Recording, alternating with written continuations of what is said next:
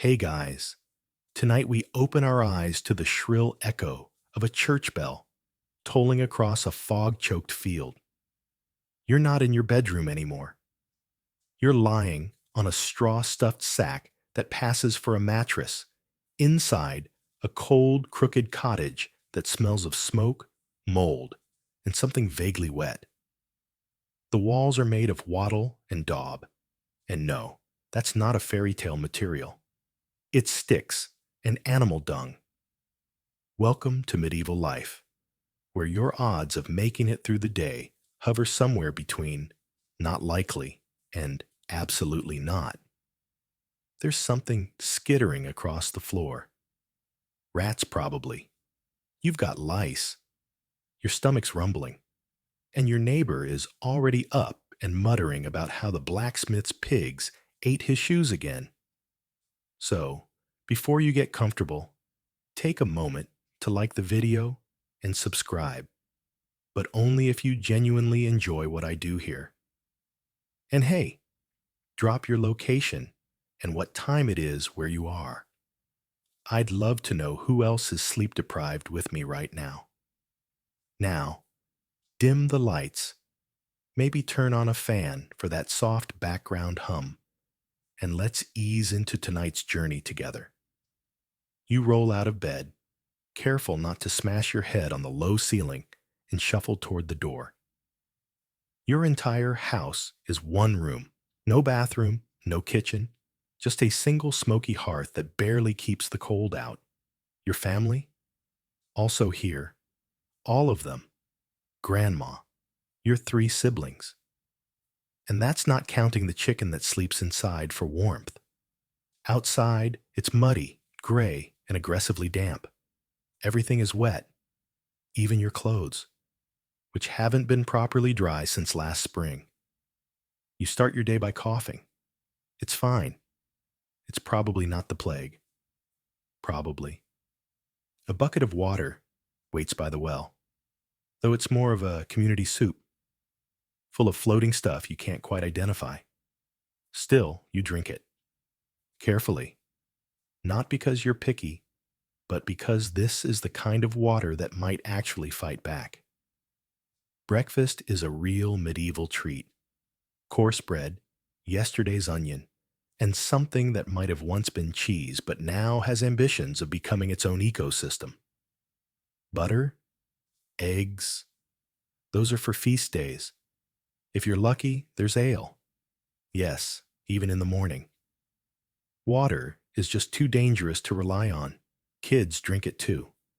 Historians still argue whether children were actually drunk all day or if it was just a weak brew. You chew your bread and watch a rooster chase a child through the mist. Someone nearby is screaming at a goat. A passing friar waves a sermon scroll like a madman, yelling about eternal damnation. Just another Tuesday. You notice the hovel across the lane is boarded up. That family didn't make it. Nobody says much. The smell says enough. And here's a fun tidbit. In many medieval towns, the dead were sometimes buried right under the floorboards of local churches. If you're lucky, you might get one of those plots. If not, shallow grave. Hope for a good priest. Or don't. The rats don't care either way. As you trudge toward your chores, a neighbor stops you. His nose is blackening from frostbite. He's thrilled about it. Says it means the spirits are cleansing him. You nod politely and try not to gag. It's hard to describe the sensory overload of medieval life. Every step is squishy. Every building leans. There's the constant background chorus of babies crying, pigs squealing, and bells tolling for someone else who's just died from some obscure and unpronounceable disease. Oh, and your breath. It smells like, well, medieval you doesn't brush. Ever. If you're fancy, maybe you chew herbs or scrub with ash.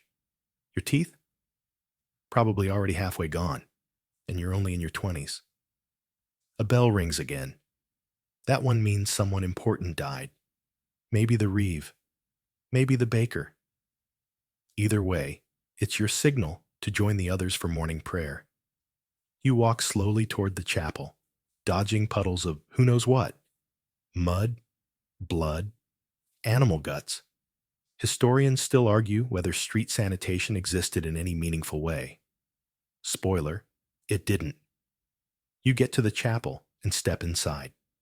It smells of incense, mildew, and dozens of unwashed bodies crammed into a single wooden space. You kneel. You pray. You try not to fall asleep. The priest delivers a homily in Latin. You don't understand a word, but you nod like it's the most meaningful thing you've ever heard. Everyone does. Back outside, you realize something truly alarming.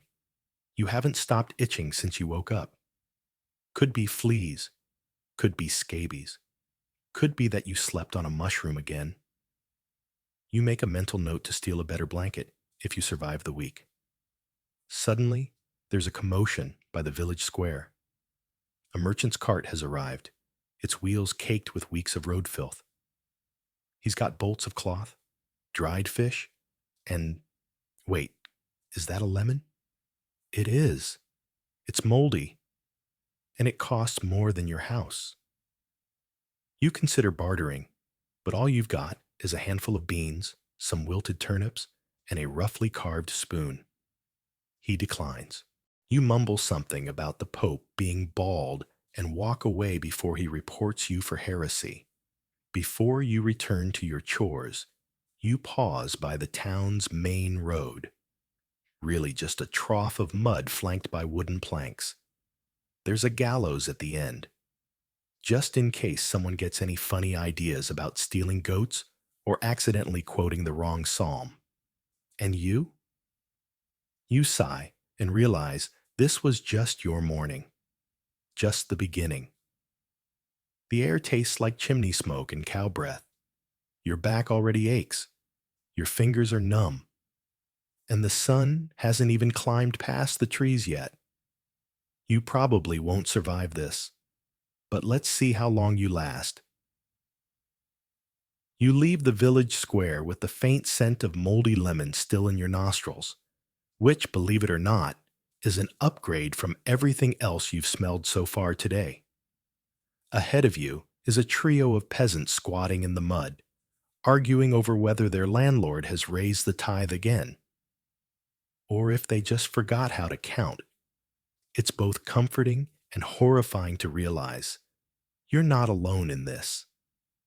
You pass by a lad your age who has exactly 3 teeth in his mouth, and none of them are where you expect them to be.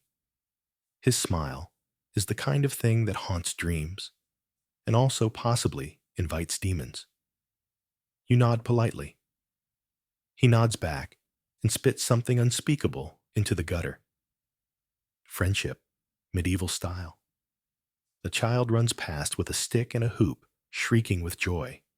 You wonder briefly if he has any idea that in 20 years, if he's lucky, he'll be squinting down the same muddy lane, bent in half from field labor, debating whether to trade his shoes for soup.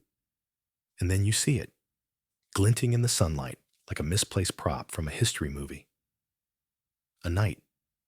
Real armor, real horse, real smug expression. The thing about knights is, they look impressive from far away. Up close, you realize they smell just as bad as you, only they're wrapped in 90 pounds of expensive metal and privilege. His visor lifts, revealing a face sunburned, bored, and chewing something with an alarming amount of jaw tension. You lower your eyes, because looking a nobleman directly in the face, that can get you flogged, or fined, or worse. Historians still argue whether peasants were routinely beaten for eye disrespect, but you're not taking that chance. He trots by slowly, probably hoping someone grovels, or throws flower petals, or compliments his war lance. You do none of the above. He rides on. You survive. Now, about those nobles. You may think, oh, sure, they were rich but also chivalrous, right? Yeah, not exactly. Chivalry, in practice, often just meant don't stab other nobles unless it's a duel. You? You're fair game. There's a story someone whispers around the well about a baron who got bored and challenged a dozen peasants to a race. Whoever lost had to give up a finger. Fun times. Another tale involves a lord deciding that tax season should now include livestock, so he claimed everyone's pigs in the name of tradition. The pigs disagreed, but pigs don't vote. You pass the manor house, which looms over your village like an arrogant cake topper. Stone, banners, glass windows, the works. You've never been inside. You probably never will be. But you've seen the steward come down with his guards, collecting grain, chickens, and the occasional unwilling teenager for labor or worse. The weirdest part? The Lord's family has fewer teeth than you'd expect. Wealth didn't buy dental care. It just bought honey, which they devoured with abandon. So yes, nobles were constantly rotting from the mouth downward, even if they did wear fancier robes while doing it. You shuffle into the shadow of the manor just in time to see a pair of guards dragging someone off. A neighbor, maybe, or a thief, or someone who coughed wrong in the chapel. It's hard to say. Due process isn't really a thing here yet. Sometimes the punishment comes first, and the reason is figured out later. Sometimes it's never figured out at all. As you continue on your way, you hear whispers about the reeve, a sort of village middleman between the peasants and the lord. He's meant to be one of you, but let's be honest, he's the worst. Always smiling when taxes go up. Always mysteriously richer than the rest. Rumor has it, he hides extra grain in his attic. You've never been up there. Attics are luxuries. So is having more than one floor. You wander past a field where a man is plowing with a single exhausted ox and a wooden plow that looks like it came from the bargain bin of ancient suffering. He waves, then sneezes into his sleeve. You wonder if he's sick. You wonder if you are too. Your stomach growls again. That bread didn't last long. But the good news is, you've got one coin left from the last harvest. The bad news? One coin gets you basically nothing. You stop by a food cart selling pottage, a thick, goopy stew of legumes, water, and maybe a bone if the cook is feeling generous. It smells like sadness, but tastes surprisingly tolerable. As you eat, you overhear two women arguing about a chicken that allegedly looked at one of them in a knowing way. This, apparently, is evidence of witchcraft. Chickens, as it turns out, are highly suspicious creatures in the medieval mind. Historians still debate whether accusations of animal witchery were based on fear or just a lack of entertainment options. You finish the stew. A chunk of something chewy stays with you too long. You don't ask what it was. The sun is now glaring down high in the sky. You're sweating under a tunic that hasn't been washed since, well, ever. And you're still not done with the day.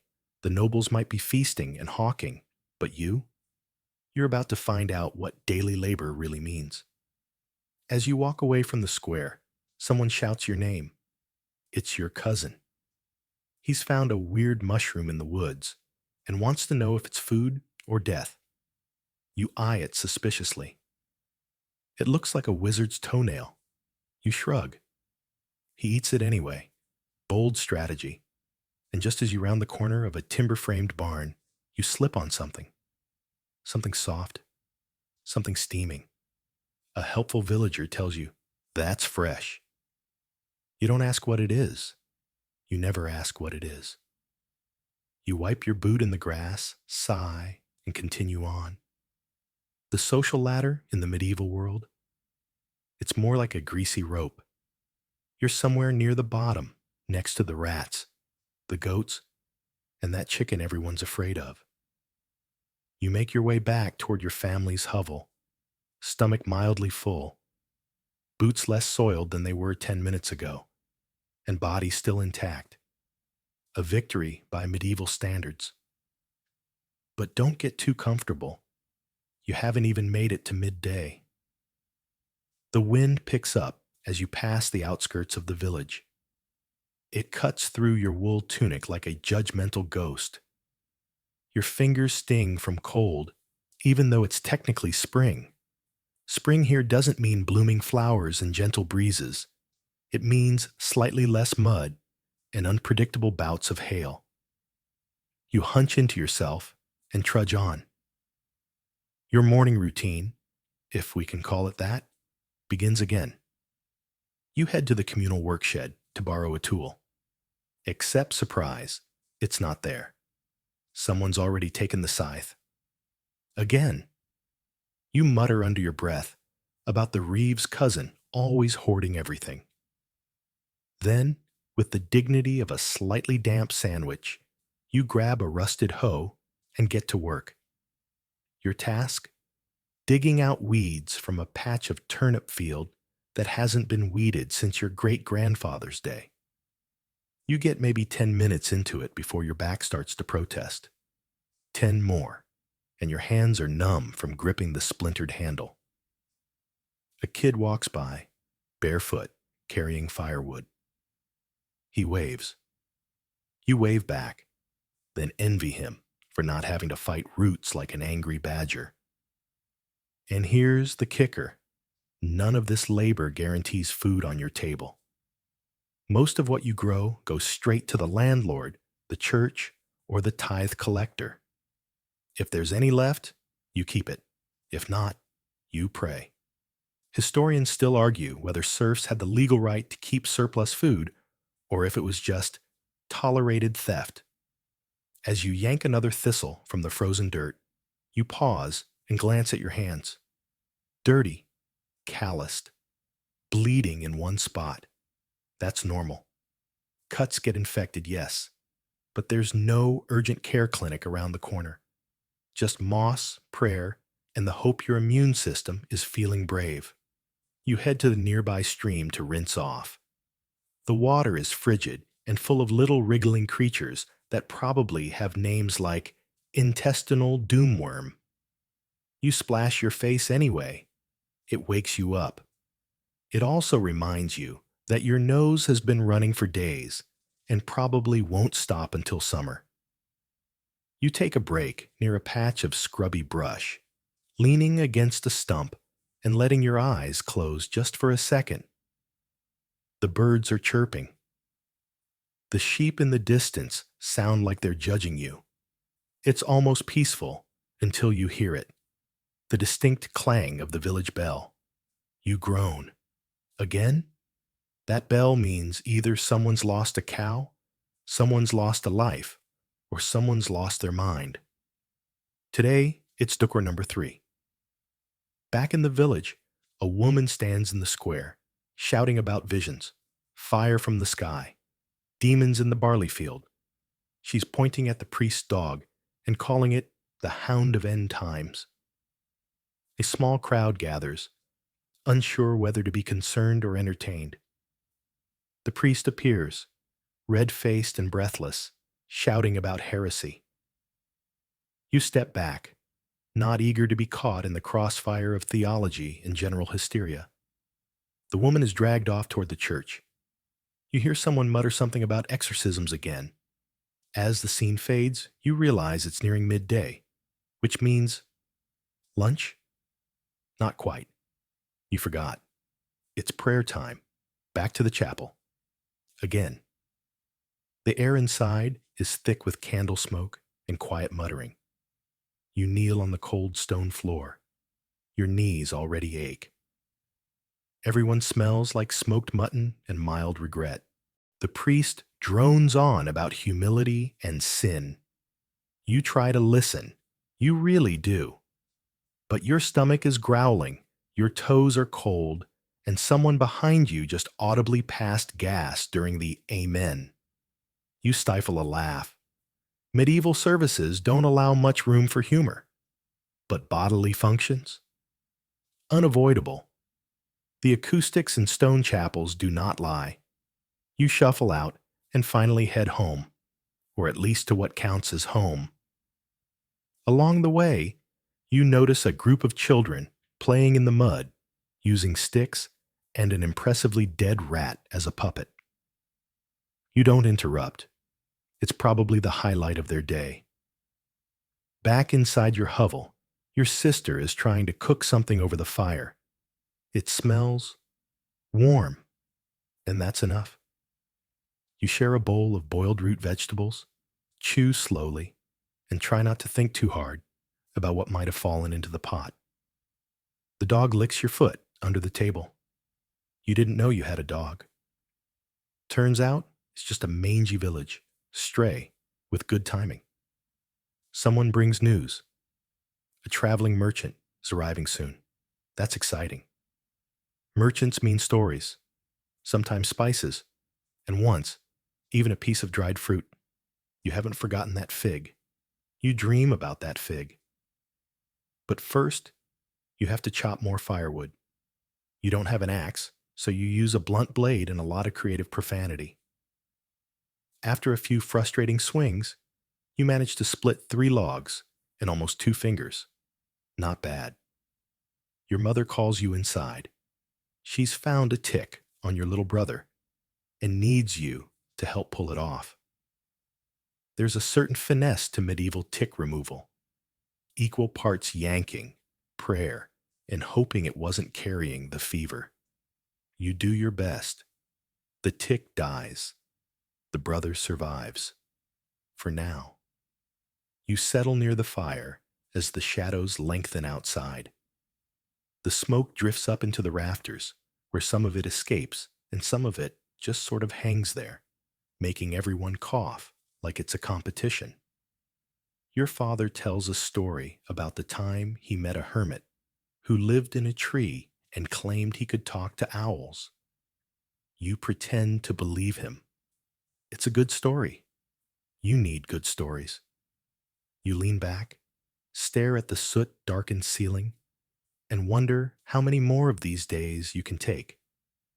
But tomorrow's already creeping into your bones, and so your medieval morning routine ends not with a spa, a smoothie, or a sunrise jog, but with frost-bitten fingers, smoke in your lungs, and the slow realization that you haven't bathed in 3 weeks.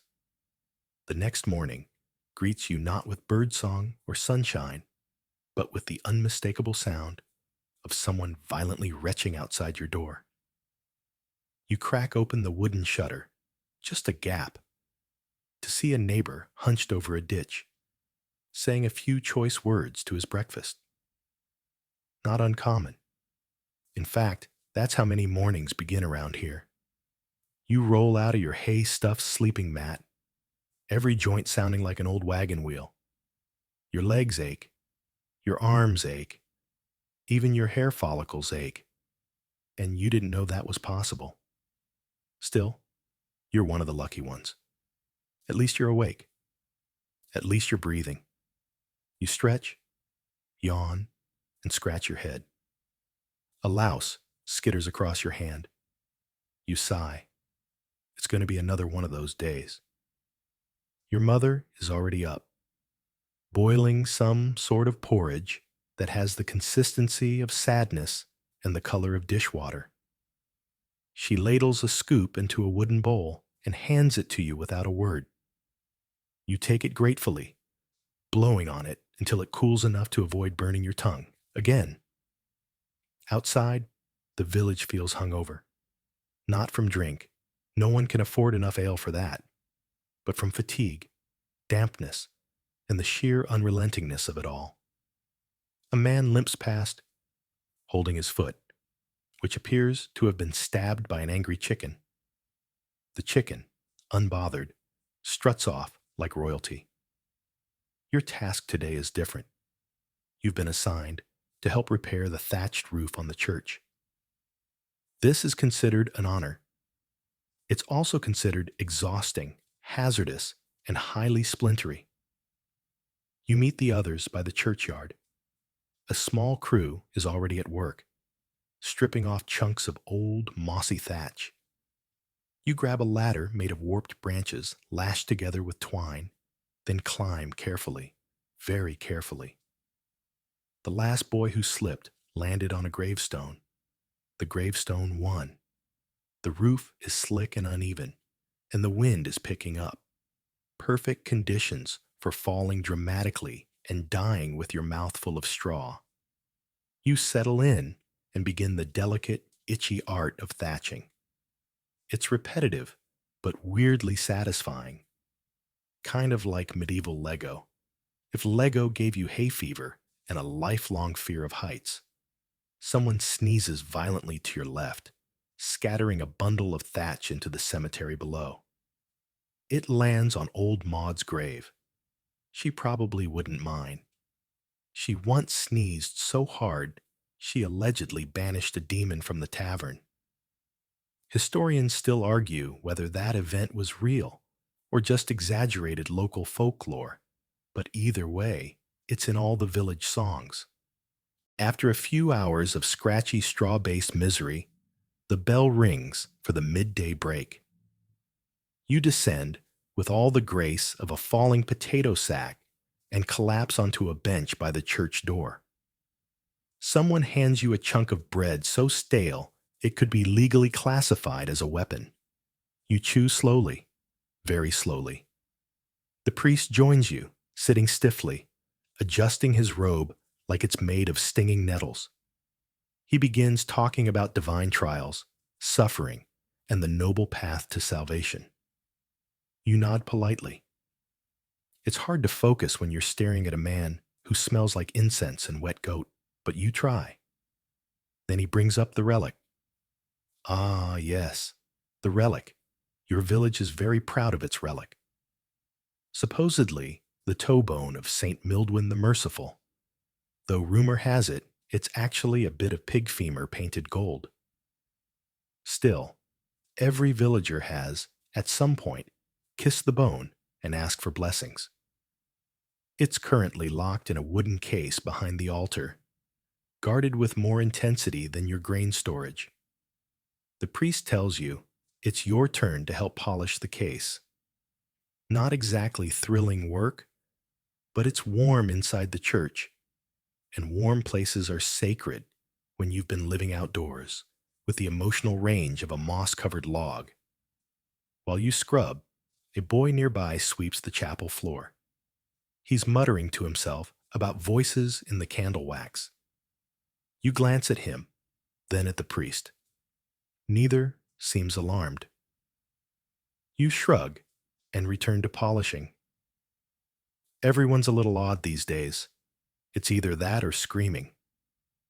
Once the job's done, you're sent to the village outskirts to collect firewood. You take a crude cart and head into the tree line, which looks deceptively calm. But you know better. The woods are beautiful, yes, but they're also deeply suspicious. Twisted trees, ominous bird calls, and a persistent sense that you're being watched. Whether it's foxes, spirits, or the Reeves' secret stash of chickens, no one's entirely sure. You keep your head down and start gathering. The wood's damp, heavy, and awkward. You get 3 armfuls before your back starts arguing with you again. Still, you manage a cartful. On the way back, you pause by the old stone well. Not the village well, the other one. The one no one talks about. It's crumbling, covered in moss, and surrounded by whispers. Supposedly cursed, supposedly bottomless. Someone once dropped a copper coin in and never heard it hit the water. That, or they just didn't wait long enough. You peer over the edge. It's darker than midnight soup. Something about it makes your skin prickle. You quickly move on. Cart creaking behind you, heart beating just a little too fast. Back at the village, the sun is sinking. Smoke rises from a dozen hearths, curling upward like lazy spirits. You deliver the firewood, then check on your sister. She's caught a fever. Again. Her cheeks are flushed, and she's muttering about flying pigs and a sky made of bread. You soak a rag in cold water and press it to her forehead. That's all you can do. There's no doctor. The herbalist is 3 days away and might already be dead. You've heard the term leeching whispered, but hope no one gets desperate enough to try it. The neighbors bring a few dried herbs and a worn-out prayer. It's kind in that grim, medieval way. You thank them and sit by your sister's side as the fire crackles low. Your mother hums an old song, voice thin and soft. You don't recognize the words. They're in some dialect that barely exists anymore, half Gaelic, half dream. You close your eyes for a moment. Outside, the night deepens. Inside, the world breathes in slow, tired silence. Sleep, when it finally comes, is not so much restful as it is necessary. You don't dream. There's no time. By the time your body stops aching long enough to slip into unconsciousness, it's practically morning again. The rooster screams. A child cries. Something thuds heavily outside. You sigh into your straw pillow, which smells suspiciously like old turnips. Your sister is still feverish. Her skin is clammy, and she's muttering something about a man made of bees. Probably just the fever talking. Probably. You drag yourself upright, eyes crusty, hair flattened on one side like it tried to escape in the night. There's no time for grooming. Personal hygiene in medieval times is more of a loose concept than a routine. You wipe your face with a damp cloth and pretend it counts as a bath. Today's task, market day. You gather what little you have to trade, some eggs, a chipped wooden spoon, and a small bundle of herbs that may or may not be edible. You load them into a woven basket and set off toward the village square, boots squelching in the morning muck. The air smells like smoke, onions, and ambition. The market is already bustling. A man with 3 teeth sells salted fish from a barrel. A woman, with a rooster on her head, offers candles shaped like saints. Children dart between stalls, stealing glances, or sometimes apples. The village reeve struts around in his slightly less muddy tunic, pretending to be in charge. You set up your tiny trade blanket near the well. Not the cursed one, the regular one, and try your luck. A passing woman eyes your eggs. They fresh? She asks, squinting. Very. You lie? She shrugs and trades you a lump of cheese that smells like regret. Not a bad haul. Behind you, a crowd gathers around a man standing on a crate. He's got a scroll and a dramatic voice, which can only mean one thing: a royal decree. You inch closer as he bellows, "By order of His Most Magnificent Majesty, King Edward." You zone out. Something about taxes, something about sheep, something about war. Again. When you tune back in, he's shouting about conscription. There's a collective groan. You hold your breath. The age range mentioned ends 1 year above your own. Close call. Historians still argue whether medieval conscription was more symbolic or strictly enforced in smaller hamlets like yours.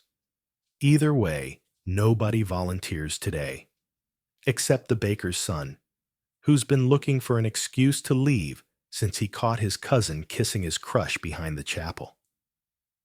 A traveling merchant arrives just before noon, and now the real excitement begins. He sets up his cart with a theatrical flourish, pulling back a canvas to reveal things that glitter and gleam, things that don't belong in this century, frankly. Spices, feathers, tiny glass beads, a mirror. A mirror. Everyone gasps. You join them. It's small and cracked, sure, but it's a reflection of you. You hadn't seen your full face in over 2 years. It's Fine. A bit lopsided. A bit tired. But yours. You want the mirror. Badly. But mirrors cost silver. You have cheese. Still, you try to barter.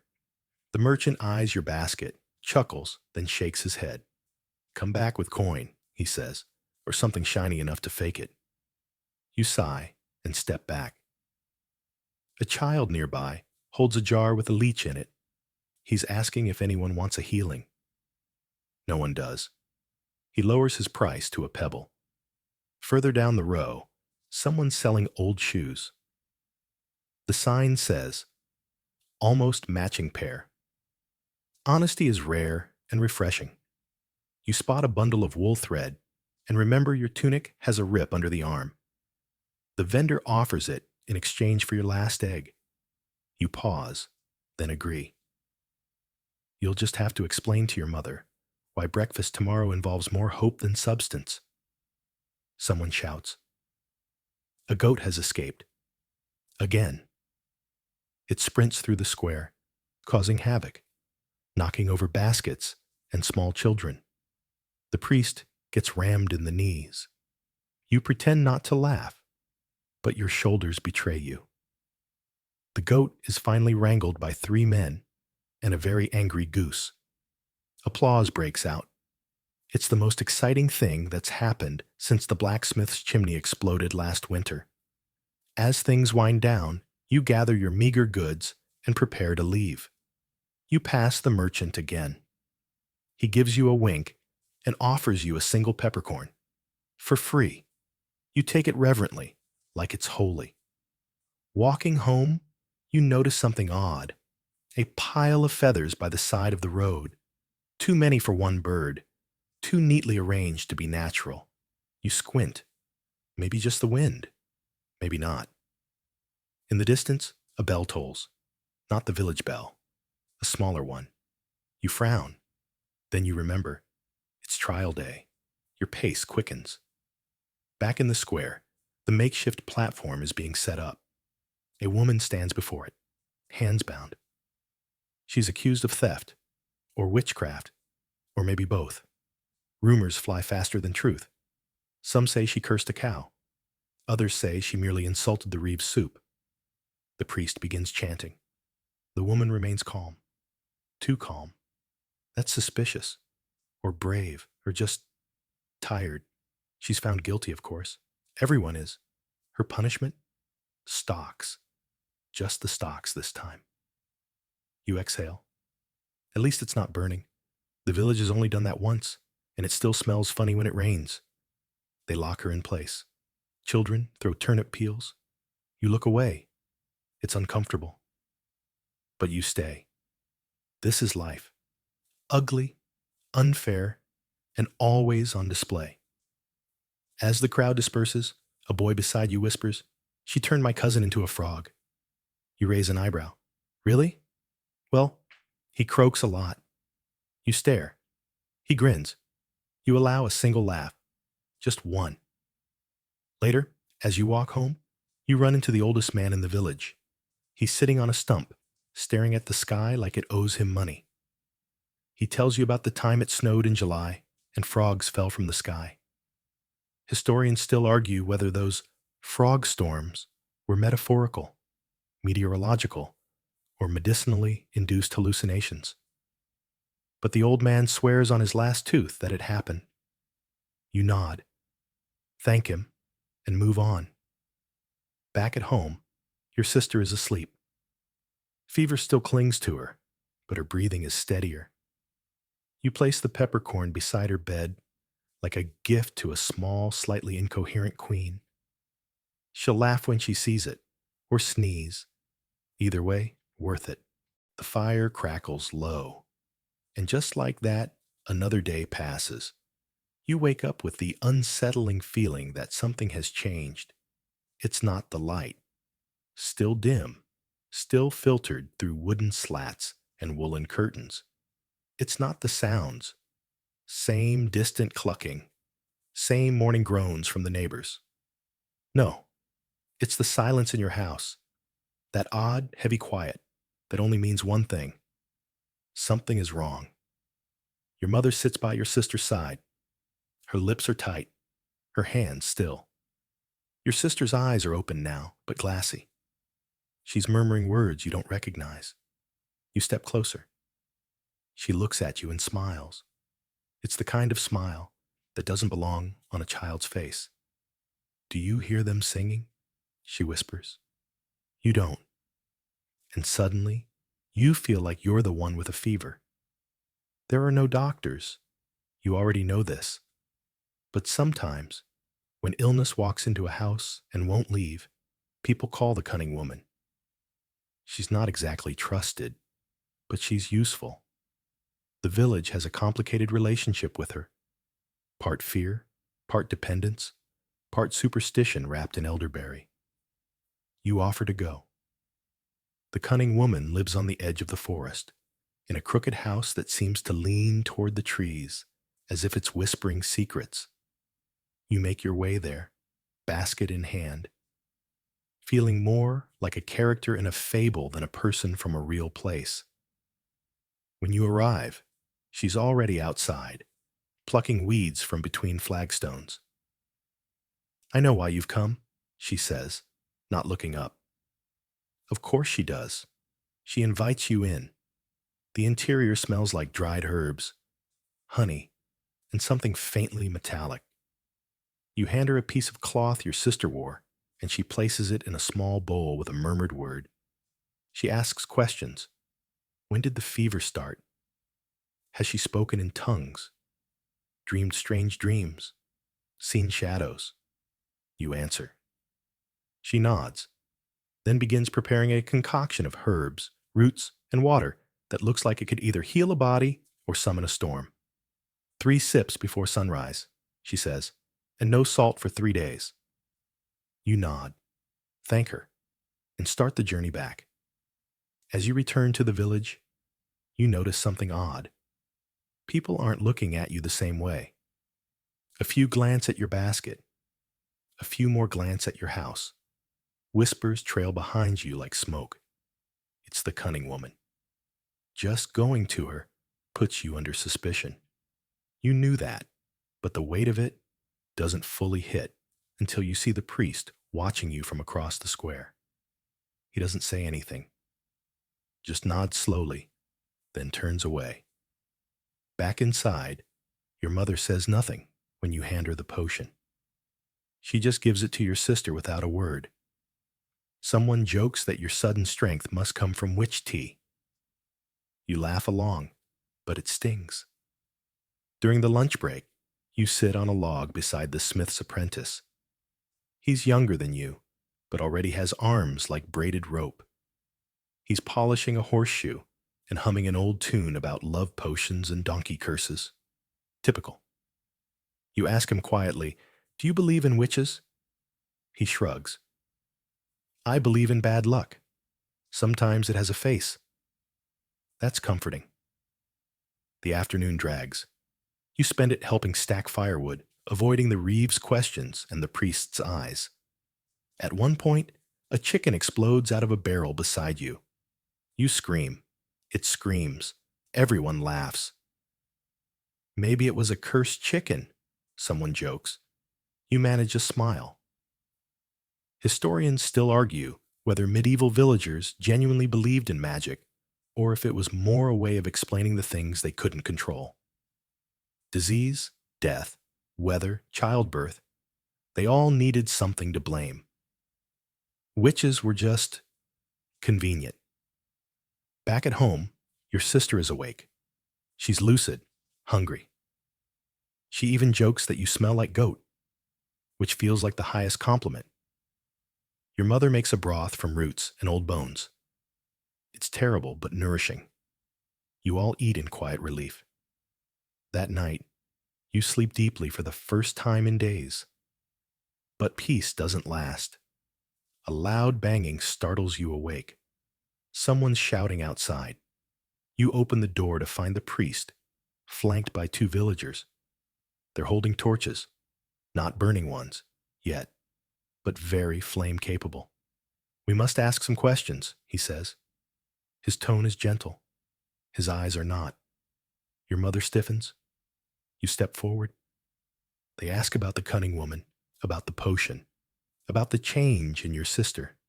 You answer, truthfully, nothing more, nothing less. He nods again, the way someone nods before telling you they've killed your goat.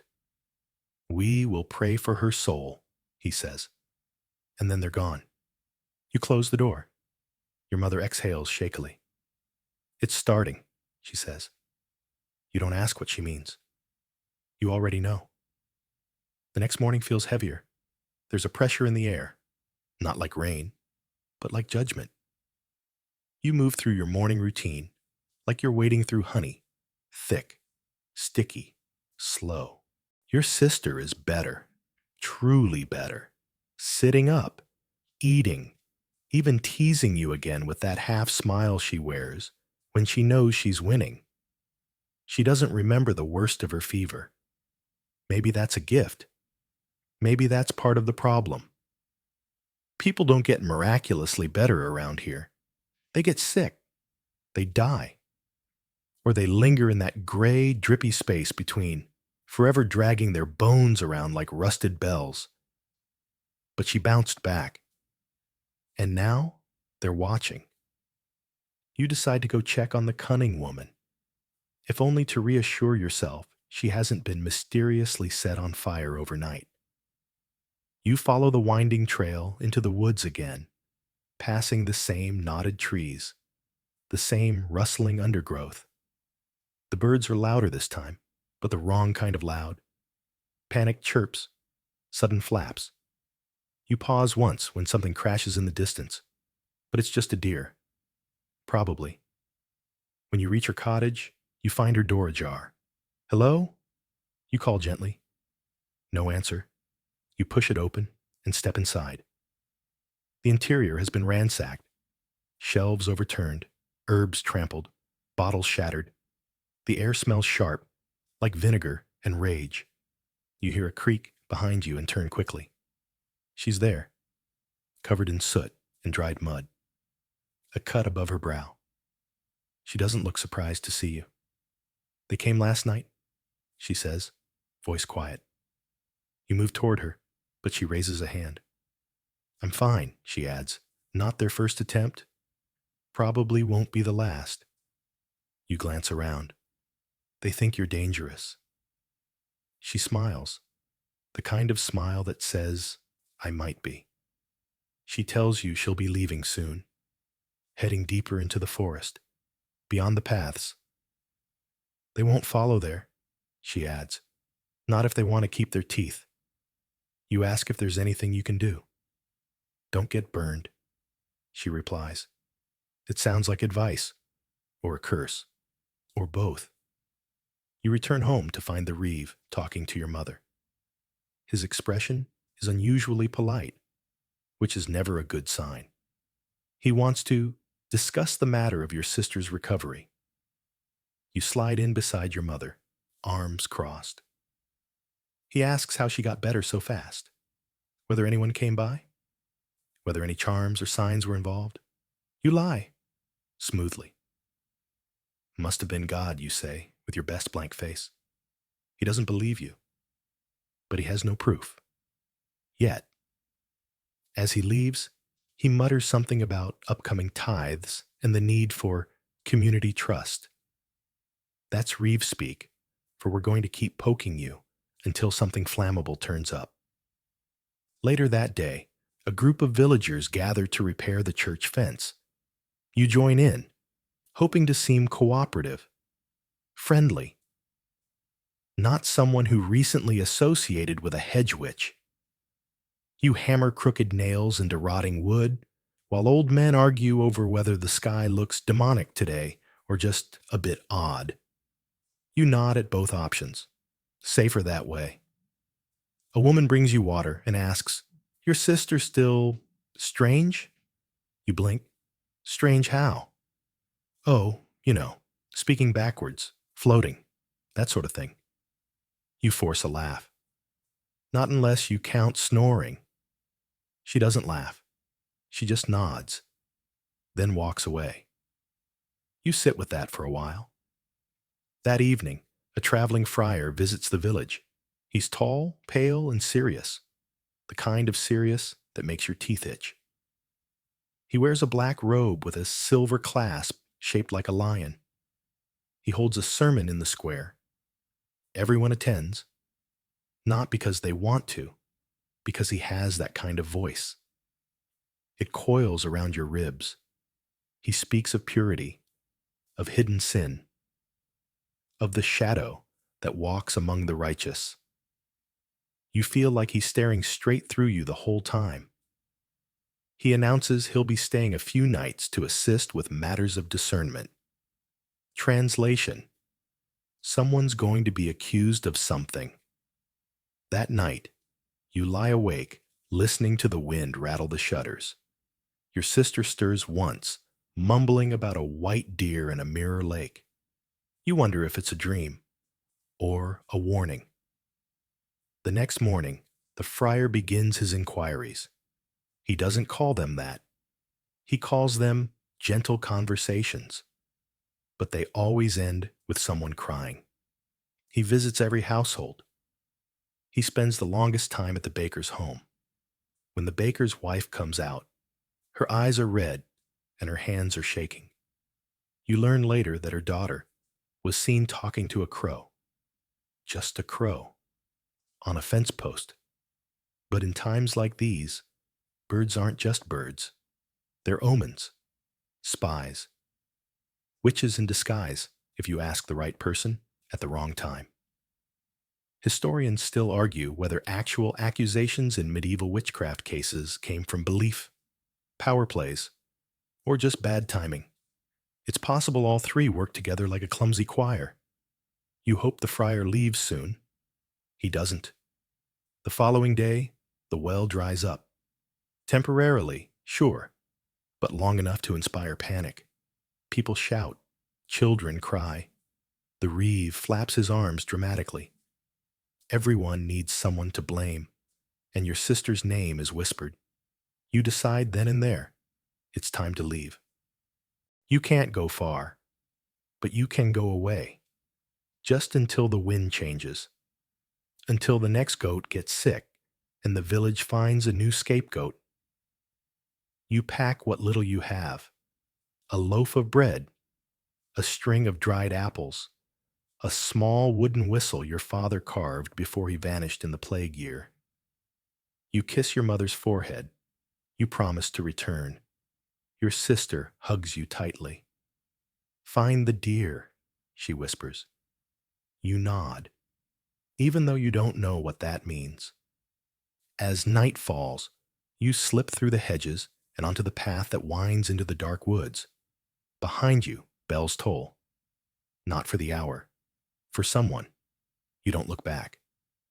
The woods swallow you almost immediately. Not in a spooky fairy tale way. Though yes, okay, it is kind of spooky. But in the practical, medieval sense. The path disappears in about 5 minutes. Your boots squelch into soft moss. Branches snag your cloak.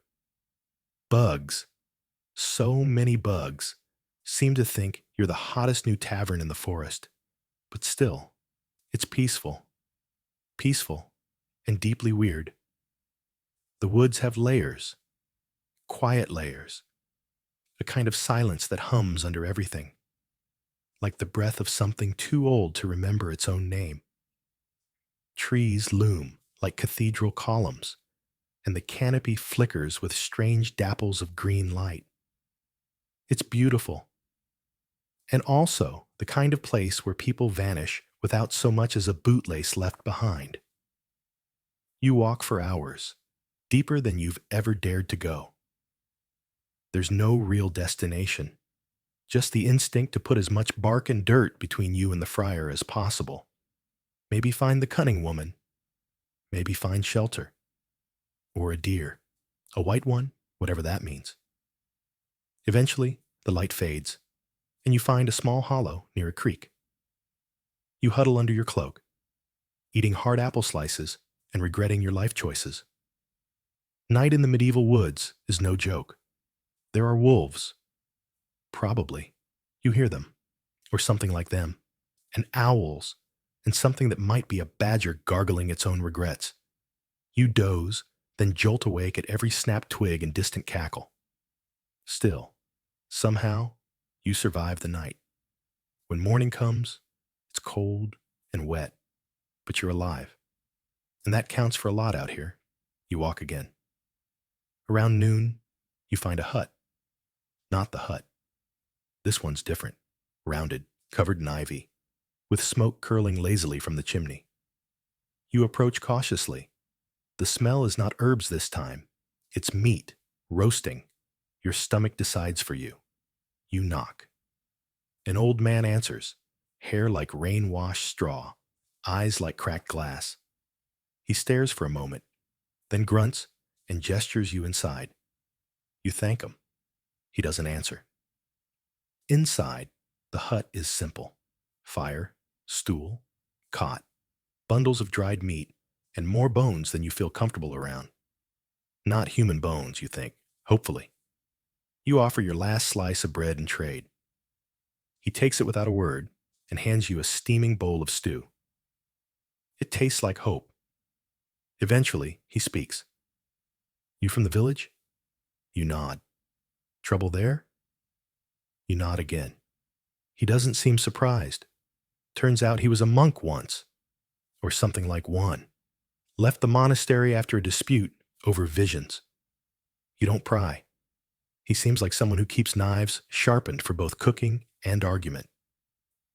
He asks if you're running from witch hunters or worse.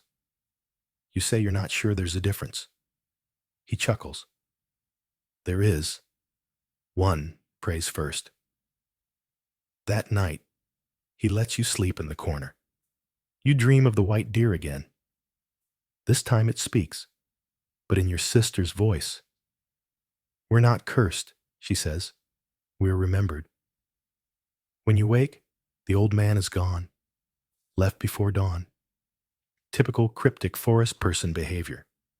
But he left behind more dried meat, a wrapped bundle of herbs, and, oddly, a carved amulet shaped like a fox's head.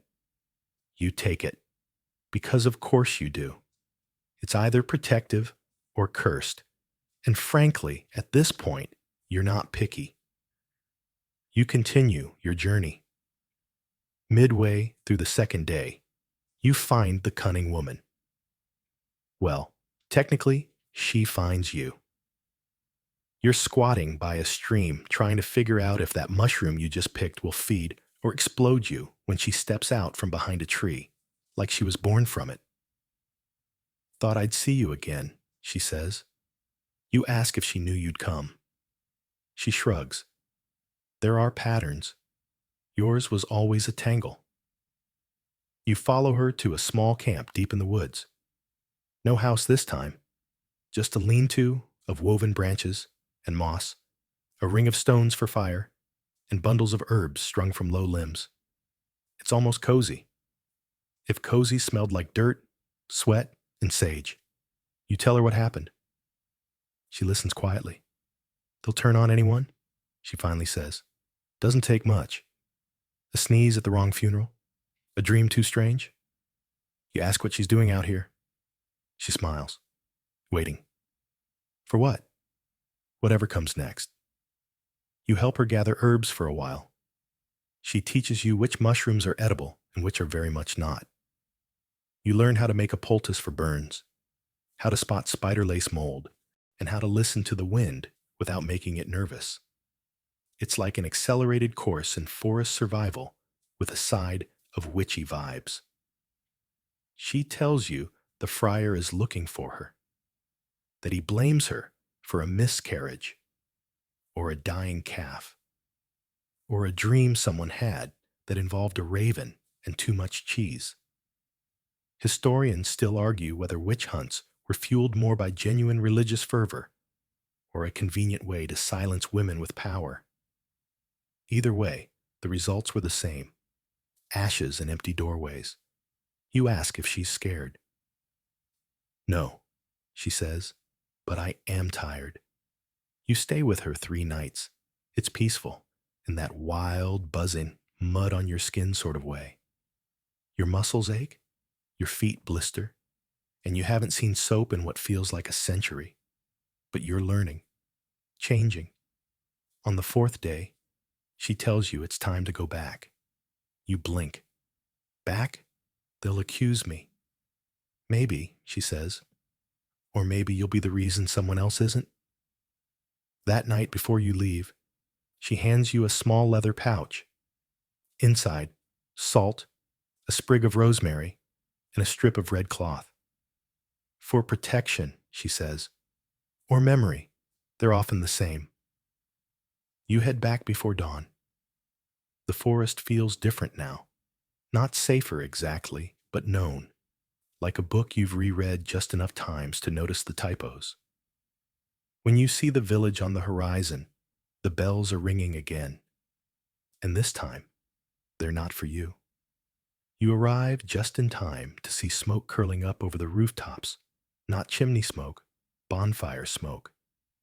Your stomach turns before your feet even start moving. You run. Branches whip your arms. The path blurs. And your breath rasps like you've swallowed flint.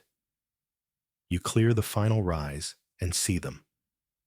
The villagers gathered in a loose circle at the edge of the square, where the old stone well sits like a forgotten tooth. In front of it, tied to a crude post, is the baker's daughter. She's not screaming, just standing there, dazed. A little girl holding a doll carved from straw and worry. The friar stands nearby, arms outstretched like some grim statue. He's speaking, loudly, passionately. The kind of oratory that makes scared people feel brave for a moment until they do something they'll regret forever. You don't think, you just move. You push through the crowd. You shout her name. You don't even know her name, but you shout it anyway. And for a second, people hesitate. The friar turns, his expression carved from iron and moldy bread. What is this? He demands. You square your shoulders. This is madness, he scoffs. So says the one who fled, who consorts with the forest. The witch's apprentice returns. A murmur ripples through the crowd. Your heart thuds so loud it could count as percussion. But then, your mother steps forward. She's pale, thin, but her eyes, steel. She's my daughter, she says, and she saved her sister. The reeve looks like someone just slapped him with a fish. Another voice joins in, the blacksmith. She helped me when my boy had fever. Then the old midwife. She brought herbs, kept me warm. Even the grumpy goat man mumbles something about a poultice that saved his favorite ewe. The friar's lip curls. He lifts a hand. Silence, he booms. You've all been tainted by her sorcery, her rebellion. This child spoke to a crow. That is devil's language. You step between him and the girl. She's 6, you say, voice flat. He stares. For a moment, the entire square holds its breath. Then something remarkable happens. The baker cuts the rope, just like that, blade to twine, and the little girl is free. The friar lunges, but someone grabs him. 2 someones. The butcher and the tanner. Strong arms, tired faces. No more, one mutters. No more ashes. Historians still argue whether witch hysteria collapsed due to rational enlightenment, sheer fatigue, or the stubborn mercy of people who'd finally seen enough. Maybe it was a mix of all 3. A bonfire can only burn for so long before it eats its own fuel. They don't hurt the friar. Not exactly. But he's escorted firmly out of town. No horses, no thanks. Just the long road and a lot of silent stairs. As for you, well, you're something new now. Not quite witch. Not quite villager. A thread between. That night, the village holds a feast.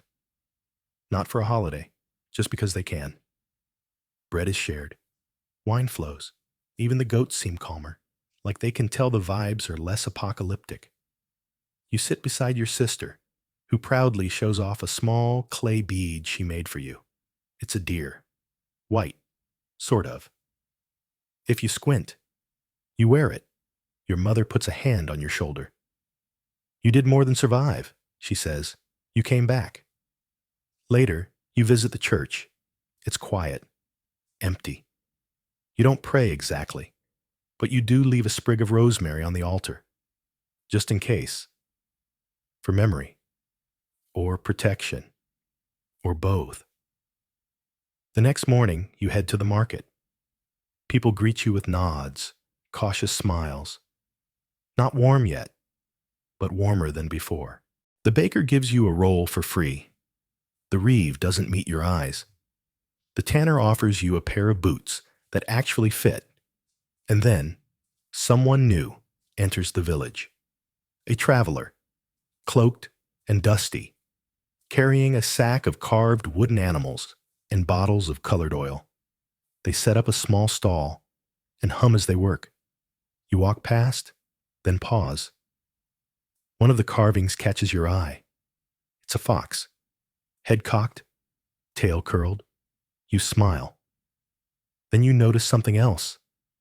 Hanging from the traveler's belt is a pouch made of the same leather as yours. You don't say anything. Neither do they. Just a glance, a nod.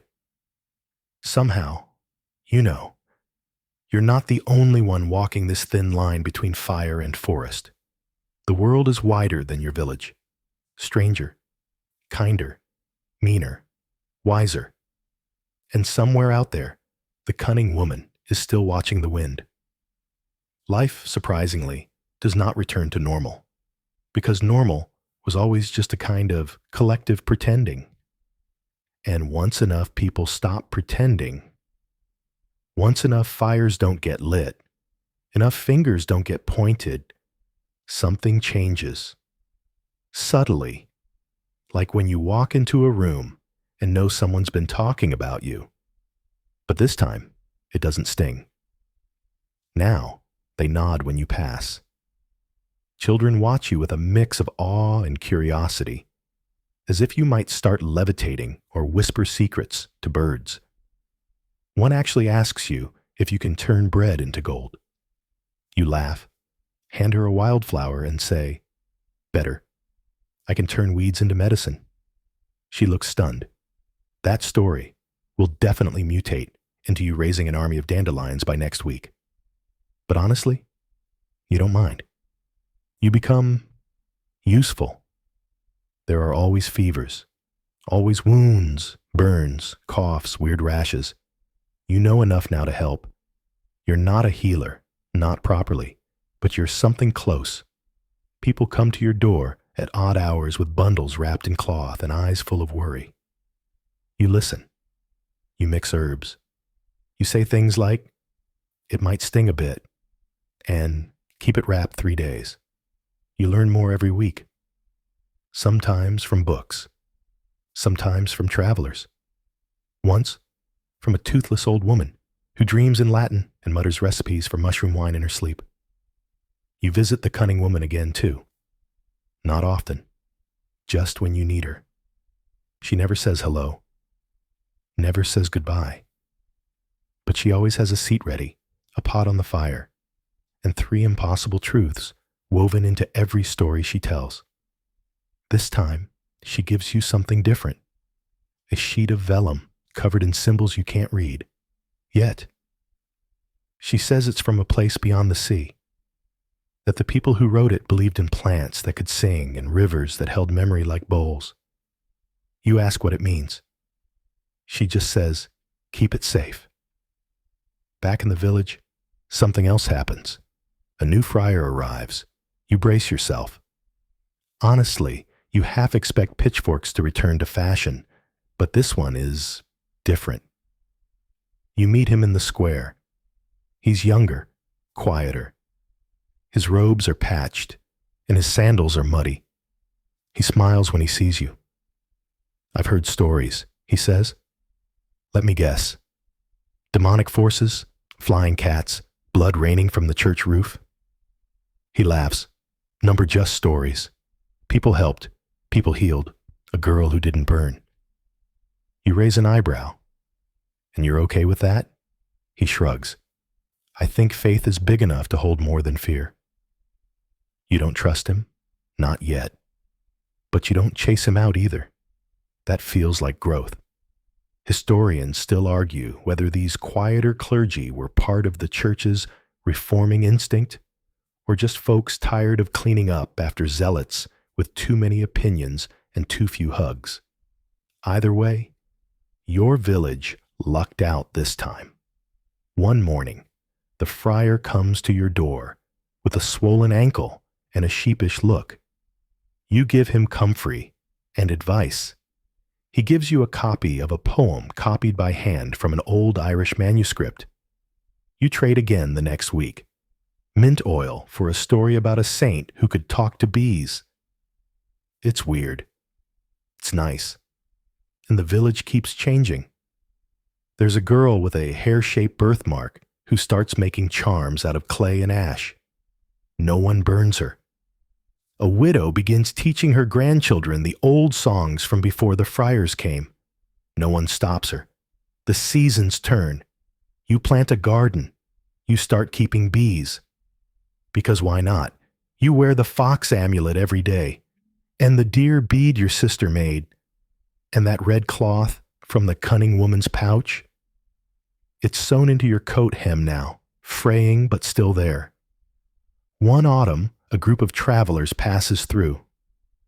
They speak a language you barely know and carry spices that smell like fire and memory. One of them looks at you and says, you walk the in-between. You don't ask what they mean. You already know. Winter comes.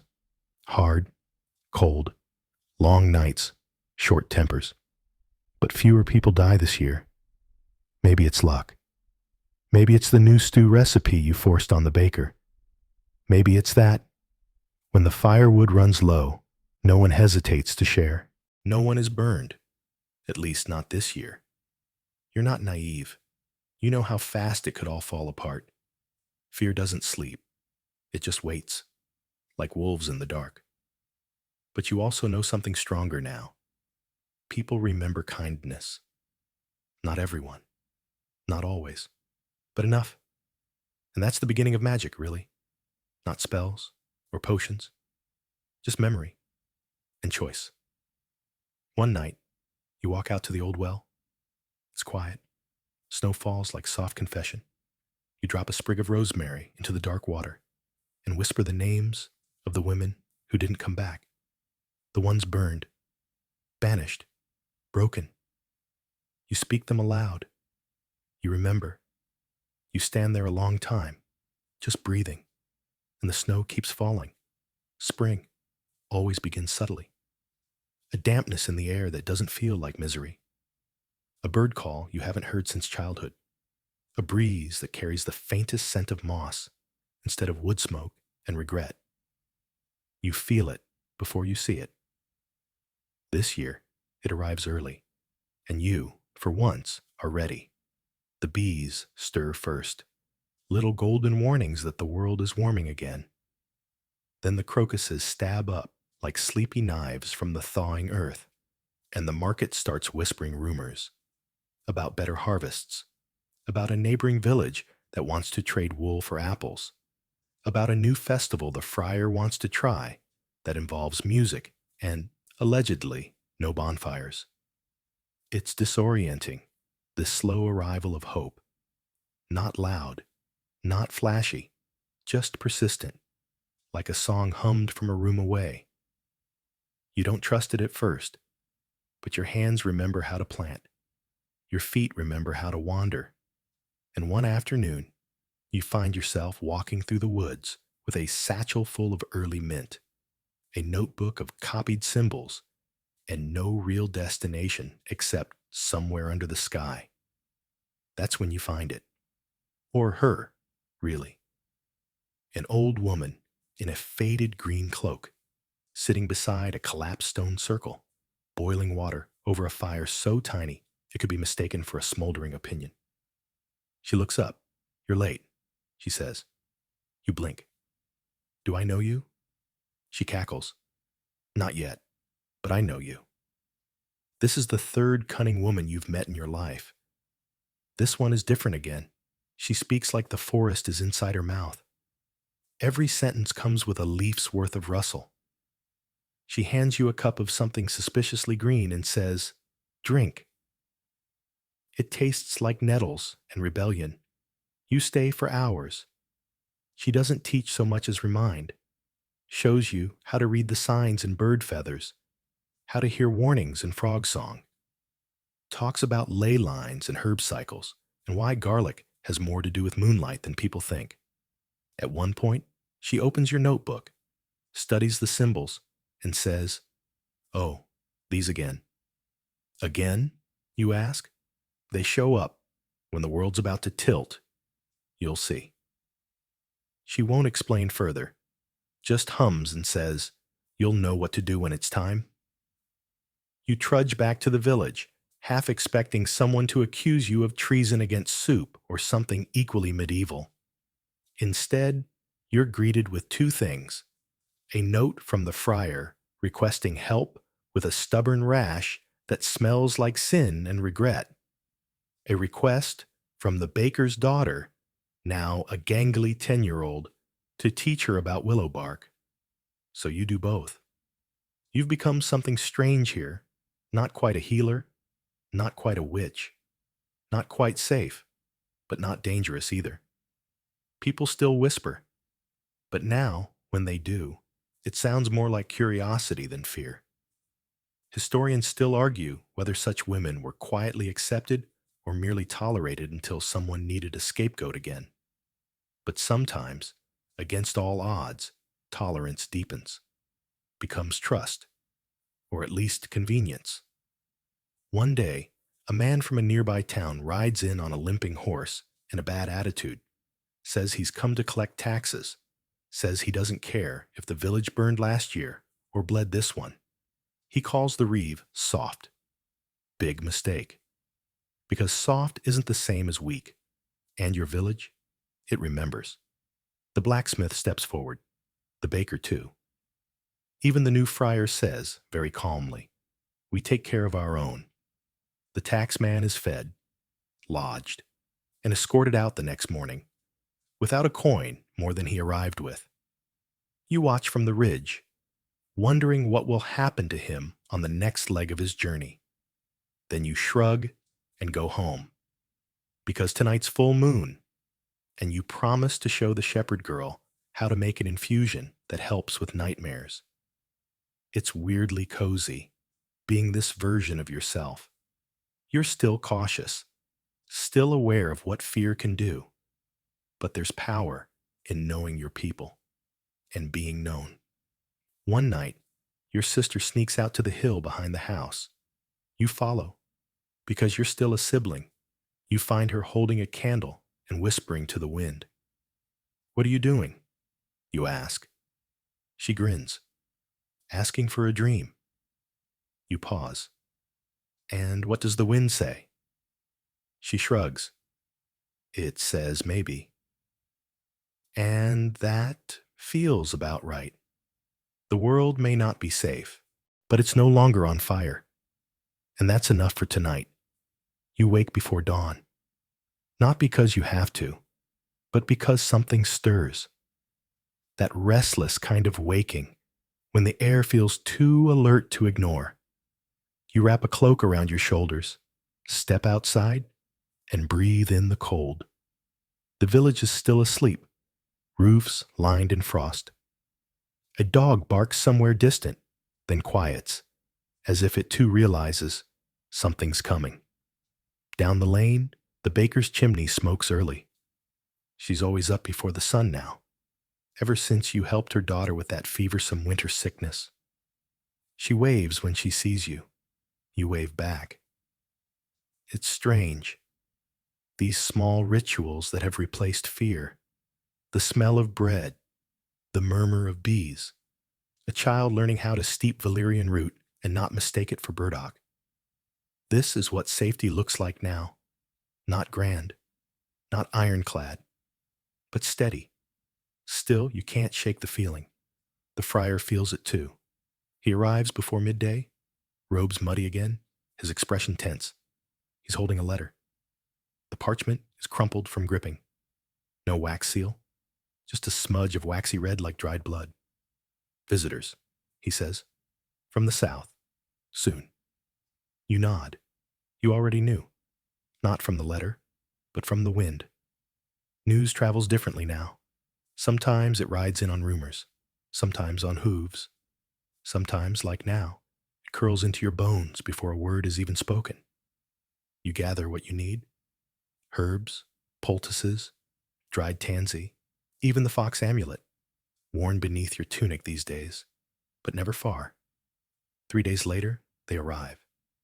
A group of riders, 5 of them. Their clothes are too clean, their faces too composed. You've seen that kind of practiced calm before. It usually precedes unpleasant questions. They say they're from the bishop's court, that they've heard strange tales. Witchcraft, one mutters, unsupervised remedies, reports of unnatural healing. You stifle a laugh. Unnatural healing, as opposed to natural dying. They ask to speak with you. You lead them to your garden. It's blooming wildly, more wild than bloom, honestly. Mugwort next to cabbages. Lavender edging nettles. Bees arguing loudly near the thyme. One of the men flinches when a butterfly lands on his sleeve. Not a great start. The oldest rider steps forward. You were spared the fire. It's not a question. Yes, you say. You've continued your practices. Also, yes. He nods slowly. And the people allow this? You glance toward the village, where a group of children are singing to a pig, and an old woman is stringing charms from twine and walnut shells. I'd say they do more than allow it. He doesn't smile. Some consider this dangerous. You look him straight in the eye. Some consider thinking dangerous. Historians still argue whether these inspections were routine enforcement of order or veiled attempts to crush emerging folk networks that threatened church influence. But in real life, it often came down to whether the visitor was having a good day. Apparently, this one is having an okay day. The questioning goes on for hours. They ask about ingredients, rituals, chants, moon cycles, bone readings, folk charms. You answer truthfully. You leave out the weirder stuff, like the symbols from the vellum scroll humming when you sleep too close to them. Eventually, the youngest rider leans in. You're not afraid of us? You tilt your head. No, you say gently. But I remember why I should be. That rattles them a little. Enough that they leave before sundown. No arrests, no confiscations, just veiled warnings and awkward goodbyes. After they're gone, the village throws a quiet feast. Not in celebration, but in relief. Bread, apples, a little smoked fish. Music that's mostly clapping and humming, and the occasional out-of-tune lute. You sit beside the friar. He's drinking something fermented and frowning like it tastes like sin. They'll be back, he says. Probably. You going to stop? No. He nods. Thought not. The stars come out early. You watch them and think of all the women who didn't get this ending, who burned or vanished or faded into stories no one dared remember. You murmur their names under your breath. Your sister hears. She adds 2 more. The wind picks up, soft and warm. It sounds like thanks. You dream that night. Not a nightmare, though it carries weight. More like a memory someone else had that wandered into your skull and set up camp.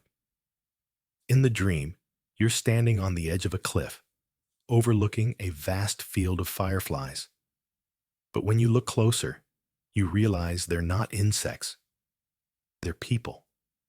Tiny, flickering, luminous figures, each carrying a scrap of something. A charm, a herb, a word, a tune. They float. They whisper, and you understand. These are the ones who came before. Witches, healers, midwives, the wrong ones. You don't speak, but they see you. And somehow, that's enough. You wake up with damp eyes and a sense that something important just brushed against your life. Back in the waking world, things are shifting again. It starts with a letter, a real one this time, on stiff parchment, neat ink, and a seal that looks far too official to be friendly. The reeve reads it aloud to a small crowd gathered outside the chapel. A noble family has taken interest in our village. Q groans, eye rolls, one faint, "Oh no," from the blacksmith's apprentice. Nobles don't visit, they descend. And soon, descend they do. 4 carriages, 3 dozen horses, 2 chests full of things no one asked for, including an entire bolt of silk embroidered with vines that looks very pretty, but could feed 5 families for a month. The noble woman in charge is Lady Isabet. Her voice is soft, her smile hard. She looks at your garden, your fox amulet, and your bees, and you can tell she's already calculating something. She invites you for tea. You say yes, because saying no to a noble is still generally unwise unless you want to become the protagonist of a short, tragic ballad. Her tent is absurd, silk-lined, rug-covered, with a small table overflowing with fruits that definitely weren't grown within 100 miles. "You've done something remarkable here," she says. You sip your tea, which tastes like floral manipulation. "Have I?" She leans in. "I believe knowledge should be protected, preserved, studied." You wait for the catch. "I want to sponsor your work. Bring it into our household. You'd have books, tools, assistants." "And in return?" you ask. She smiles, crisp and sweet. "We keep it under the right kind of supervision." Ah, there it is. Historians still debate whether noble patronage preserved folk knowledge or sterilized it into something palatable for courtly salons and royal curiosities. In your case, the offer feels like a velvet noose. You thank her, politely, say you'll consider it, then walk home in the dark, heart pounding. You don't sleep much that night. The next day, the village council meets, informally, which means around the bread oven with wine. The reeve looks worried. The friar looks furious. Your sister looks like she wants to start a revolution. "She'll take you," the blacksmith says quietly. "Not now, but eventually." "And if I go willingly?" you ask. No one answers. Because that's the trap, isn't it? Nobility offers safety in exchange for submission. Not burning, just disappearing, into books and basements, into lore footnotes and carefully curated wisdom. Your work, flattened, your stories, filtered. You remember the fireflies, the whispering women, the dream, and you know what you have to do. You spend the next week preparing, not for flight, for preservation. You write everything down. Hide copies in clever places, inside the chapel, beneath the beehives, even stitched into the lining of the friar's robes. He doesn't notice until much later. You teach the baker's daughter how to dry yarrow. You whisper old chants to the shepherd girl. You pass symbols to the cunning woman in the woods, and she nods, already 10 steps ahead. Then you go to Lady Isabet. She smiles when she sees you. "Have you made a decision?" You nod. "I'm staying." Her expression flickers. "Pity. You would have been remembered." "I already am," you say. "Just not in your books." She sighs. "Then we'll take what we can." And just like that, she's gone. The carriages roll out. The silk gets left behind. A few of her guards linger longer than needed, but no one is dragged off. Not this time. You exhale. The friar drinks an entire mug of cider in one go. Do you think she'll send someone else? Your sister asks. Probably, you say, but not for a while. In the meantime, the garden grows. The bees hum louder. And your people, your strange, stubborn, resilient village, they begin weaving their own knowledge into the rhythm of their days. Because fire doesn't just destroy, it remembers. And now, so do they. Summer creeps in on the soles of your feet. It's in the warm dirt between your toes, the sticky sweetness of overripe berries, the relentless buzzing of insects who absolutely refuse to respect your personal space. The fields are full and loud. The sheep bleat like they're auditioning for an opera. Even the frogs are opinionated. You don't mind. Your garden's a jungle now. Calendula like gold coins. Feverfew nodding wisely. One stubborn stalk of something suspiciously sentient that no one remembers planting. But it smells like honey and hasn't eaten a chicken, so you let it be. The village is thriving, almost uncomfortably so. You remember what came after good harvests in the stories. Raids, storms, famines, jealousy from neighboring lords. There's a certain medieval superstition that too much joy attracts the gods' attention, and not in a good way. But still, the people celebrate. A festival erupts without anyone officially declaring one. It just happens. One day, there's a child wearing flower crowns. And the next, someone's roasting apples on a spit and painting goats with berry juice. You're pulled into the chaos, of course. They make you wear a crown of mugwort for protection, they say. But really, it's because your hair is now famous for attracting butterflies. The friar drinks something he calls blessed mead, then spends half the afternoon laughing at a joke no one else heard. Your sister and her best friend create a ritual that involves dancing in a circle while chanting insults at the moon. It's shockingly therapeutic. You watch, amused, until someone grabs your hand and pulls you in. For once, you don't resist, and for a moment, just one, the world forgets to be terrible. Historians still argue whether these rustic festivals were acts of rebellion or desperate attempts to control nature's chaos through celebration.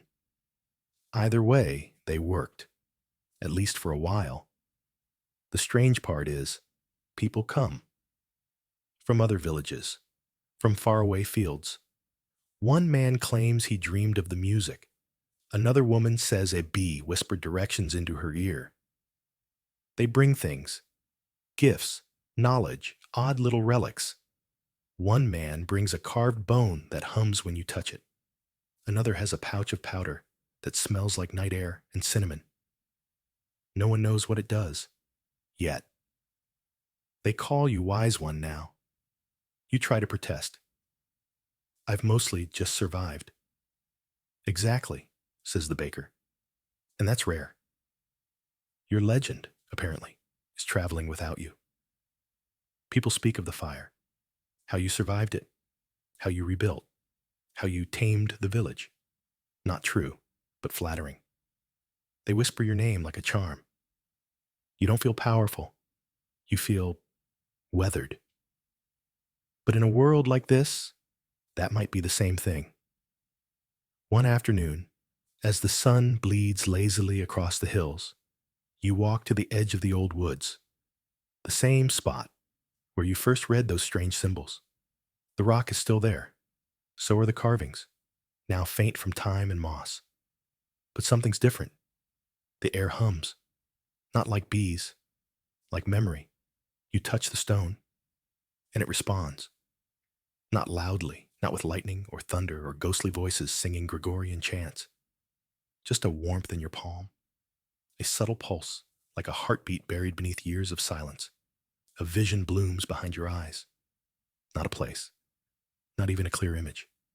Just potential, a future where the knowledge you've gathered becomes something more, not hidden, not hunted, taught. And you realize you're not supposed to keep it. You're supposed to pass it on. That night, you begin, not in secret, not in ceremony, just around your table with your sister, the baker's daughter, and a boy who once asked if moss could be used to heal sadness. You show them the scrolls, the dried herbs, the symbols. They listen, they ask good questions, they take notes on bark, on linen scraps, in memory. It's awkward and imperfect and messy, but it's yours. The next week, 2 more join. By the end of the month, you have 8. It's not a school. It's not a coven. It's not anything people would write songs about, but it grows. And that is enough. One evening, as you're writing near the fire, your sister curls up beside you and asks, "What's the word for when something survives but becomes something new?" You think for a while. "Rebirth?" you offer. She shakes her head. "No, something gentler." You look at her and say, "You."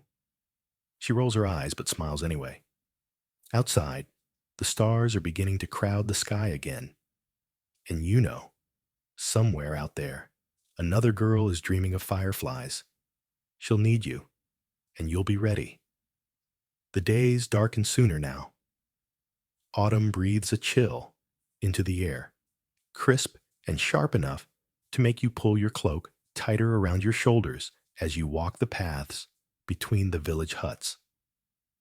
Leaves rustle, crunching underfoot with a satisfying but ominous crackle. The sound of change, and maybe a little warning. The bees have quieted, tucked deep into their hives, and the fields lie bare, save for stubborn stalks of nettle and the last purple flashes of late heather. You stand by the hearth, watching the flames dance, wondering how long this fragile peace will last. Because it won't last forever. You know that. You've seen how the seasons turn and how people change with them. You've felt how history turns too. Slow and inevitable, like a millstone grinding down both stone and story.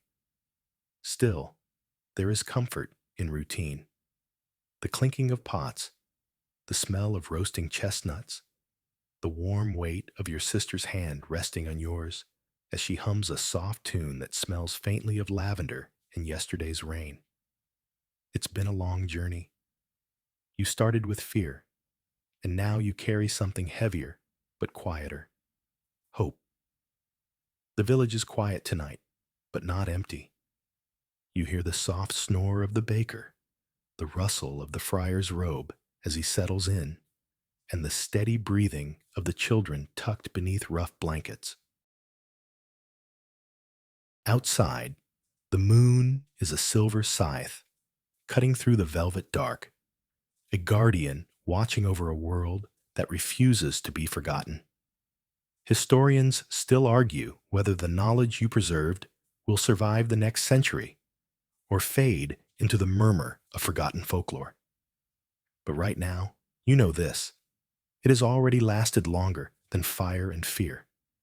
It's nestled here, in the stories you tell, the herbs you dry, the hands you hold. You close your eyes. You can almost hear the fireflies again. Soft, flickering light, weaving through the dark like a promise. And for once, the future doesn't feel quite so terrifying. It feels like a story still waiting to be written. Now, dim the lights.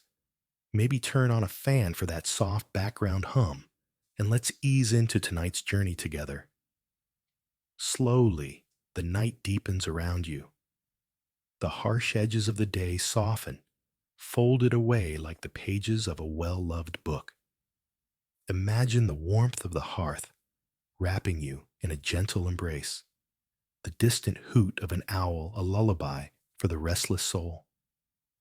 You've walked through centuries tonight, felt the grit and the glory, the fear and the resilience. Remember, You wouldn't have lasted a day in medieval times, not the brutal, raw reality. But you have something better now: the power of memory, the strength of stories, and the quiet courage to face whatever comes next. Rest easy, knowing that even in the darkest chapters, there is light. And sometimes that light flickers softly, like a firefly, waiting for someone to notice and carry it on. Sweet dreams.